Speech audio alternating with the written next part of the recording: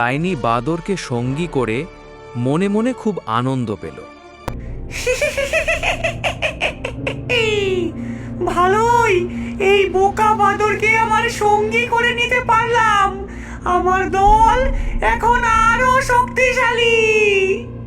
অপেক্ষা কর, তোর মজা আমি বার করব।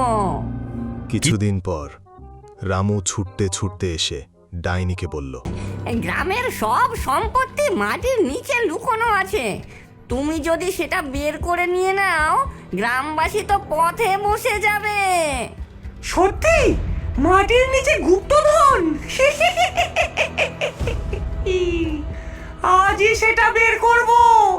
বাদর মশাই, তুই তো আমার বন্ধু রে। এবার চল, এক্ষুনি কাজ শুরু করি। ডাইনি সঙ্গে সঙ্গে কুঠার আর বেলছা নিয়ে বেরিয়ে পড়ে। রামু গাছে চড়ে তাকে অনুসরণ করে।